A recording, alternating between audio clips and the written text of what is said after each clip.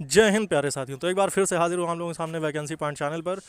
दोस्तों आज की जो वीडियो होने वाली है वो बहुत ही ज़्यादा इंटरेस्टिंग है और साथ ही साथ आपको सबसे पहले मैं एक इन्फॉर्मेशन दे दूँ कि पिछली वीडियो में और जैसा कि कल शाम को ही उन अभ्यर्थियों का एडमिट कार्ड शो होने लगा है जिनका अभी तक नहीं आया हुआ था, जिन्होंने एक फॉर्म से जिनका ज़्यादा बार रजिस्ट्रेशन हो गया था या फिर उन्होंने 1 से 2 बार अप्लाई कर दिया था, तो उनके जो है एडमिट कार्ड आ गए हैं। उसके बाद जो उनका कैंसिल रेफरेंस नंबर हुआ है उसकी लिस्ट अलग है, और जो उनको उनकी न्यू जनरेटेड रेफरेंस नंबर है, जो मतलब उनका जो माना गया है सही रेफरेंस नंबर, उसकी लिस्ट अलग है।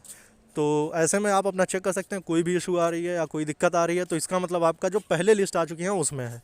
तो ये कन्फ्यूज़न जो आपके मन में बना हुआ है वो आप क्लियर कर लीजिए। अगर आपका इसमें नहीं शो हो रहा है तो फिर आप उसी में अच्छे से चेक करिए, थोड़ा टाइम दीजिए, क्योंकि वो बहुत बड़ी लिस्ट है। ये तो 60 से 70 पेजेस के हैं, लेकिन वो वाली लिस्ट बहुत बड़ी है, तो इसलिए उसमें थोड़ा टाइम दीजिए, आपका नाम उसी में आया होगा। अब उसके बाद बात करेंगे दोस्तों आज का, कि आज की ऐसी अपडेट, और ये लखनऊ में ही मौजूद एक सेंटर से मैंने कुछ अभ्यर्थियों से मेरी मुलाकात हुई जो कि मेरे जानने वाले ही थे। तो उनसे जब बातचीत हुई तो हमने कहा भाई अब आगे की क्या प्लानिंग है, आगे क्या करना मतलब कि अब जैसे एग्ज़ाम तो हो गया, अब एग्ज़ाम होने के बाद अब क्या प्लानिंग है। हमने थोड़ा उनसे क्वेश्चंस का भी वो मांगा, तो उन्होंने बताया वही चीज़ जो मैंने आपको पिछली वीडियो में सारी चीज़ बताते आया हूँ।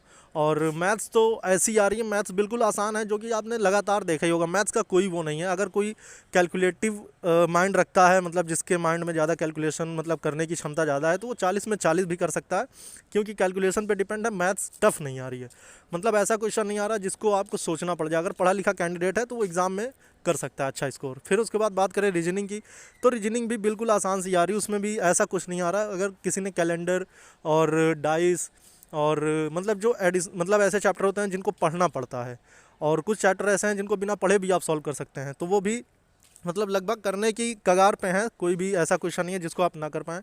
तो मैथ्स रीजनिंग तो सेफ़ हो गई। बात है हिंदी की, हिंदी बिना पढ़े आप कर नहीं सकते। हिंदी में अगर किसी ने पढ़ाई लिखाई कर ली अच्छे से तो वो भी कर सकता है। और जीके की बात करें दोस्तों, तो जीके में आपको सबसे बड़ा फीडबैक मैं दे देना चाहता हूँ कि पॉलिटी और मूल विधि का वेटेज है। 24 क्वेश्चन आपको आपके पूरे पूरे पूछे जा रहे हैं पॉलिटी और मूल विधि से। मूल विधि में धाराएं ज़्यादा नहीं पूछी जा रही दोस्तों, उसमें जो है मतलब हैं लेवल के क्वेश्चंस हैं, धाराएं नहीं है, लेकिन अधिनियम के बारे में है और उनकी विशेषताओं के बारे में है। पॉलिटी में संशोधन है, अनुच्छेद है, और कुछ एक दो वाद भी पूछ रहे हैं। तो ये सारी चीज़ें फाइनली ये रही।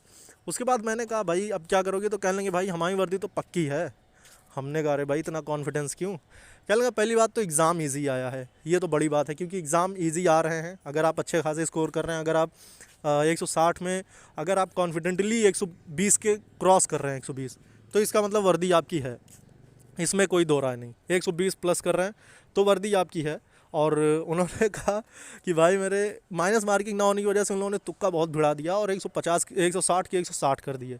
अब उसके बाद वो लोग कह रहे हैं कि हमारी भाई नसीब इतनी तेज़ है कि हम बल्ला जिधर घुमाते हैं, मतलब गेंद जिधर जाती है उधर हम बल्ला नहीं घुमाते, बल्ला जिधर घुमाते हैं गेंद उधर जाती है। मतलब इतना नसीब के पक्के इंसान हैं ये लोग कि अगर बल्ला आसमान में उठा दिया तो गेंद आसमान में जाके गिरेगी, मतलब आसमान की तरफ जाएगी, इस तरह का नसीब।